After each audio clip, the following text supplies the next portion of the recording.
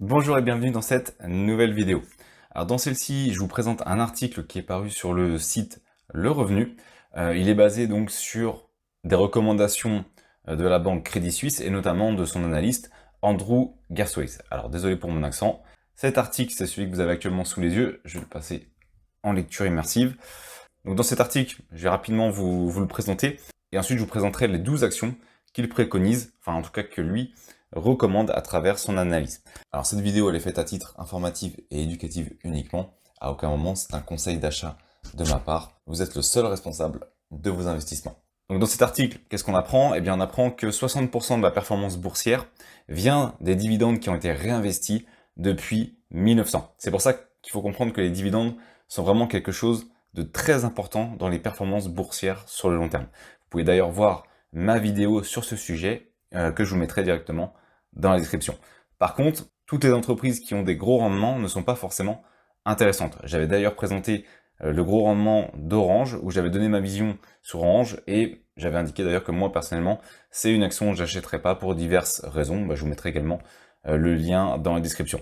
Au contraire, lui, ce qu'il indique, c'est qu'il faut choisir des entreprises capables de maintenir et d'augmenter leurs dividendes, même en temps de crise, et notamment sur la dernière crise qu'on a vécue avec la crise sanitaire. Pourquoi il préconise ces actions? Tout simplement parce que, avec le contexte des obligations et leur rendement très bas, et principalement également l'incertitude sur ces dernières pour les années prochaines, eh bien, ces actions qui augmentent leurs dividendes régulièrement peuvent être vues comme une très bonne alternative. Donc, on va voir 12 actions, 6 en Europe, 4 aux États-Unis et 2 en Asie. Ce sont celles qu'il recommande à travers directement cet article. Donc maintenant, je vous présente les 12 actions qui sont recommandées par l'analyste du Crédit Suisse. Alors, en Europe, on va commencer par l'entreprise Diageo. Donc, c'est une entreprise britannique. À chaque fois, vous aurez le graphique de l'évolution de leurs dividendes. Je vais passer assez vite.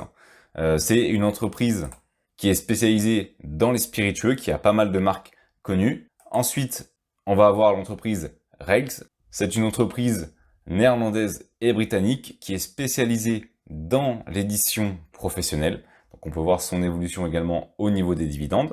On va ensuite avoir l'entreprise Sanofi, donc une entreprise française, un des plus gros groupes pharmaceutiques au monde. Pareil, qui fait partie des entreprises qui versent de manière continue et en augmentation son dividende. On va ensuite avoir Unilever, qui est une marque très connue. En fait, elle est connue, mais sans être connue, parce qu'il y a beaucoup de produits qui sont faits avec la marque Unilever, et on les achète et on ne sait pas forcément que ça vient de la marque Unilever. Donc je vous invite à vous intéresser aux marques que possède l'entreprise. C'est une très grosse entreprise britannique et néerlandaise, qui est dans le bien de consommation.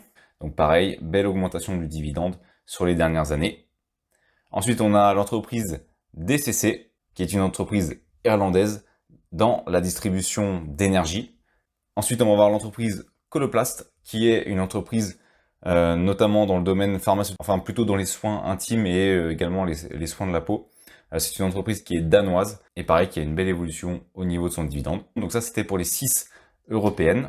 Maintenant, on va passer aux 4 américaines. Donc on a l'entreprise Air Product, qui est basée dans les gaz industriels. Là, on peut voir la performance du dividende depuis 2000. Alors pour ça, j'ai utilisé le site Morning. Je vous mettrai le lien directement dans la description si ça vous intéresse d'aller voir sur le site. C'est un site qui est très intéressant, qui appartient d'ailleurs à un youtubeur connu dans le domaine de la bourse, qui est Sébastien Coubard. Et je le remercie d'ailleurs pour cet outil qui est assez pratique, notamment pour pouvoir récupérer directement sous la forme de graphique l'évolution des dividendes. Sinon, il faut les faire à la main et c'est un petit peu plus long avec Excel.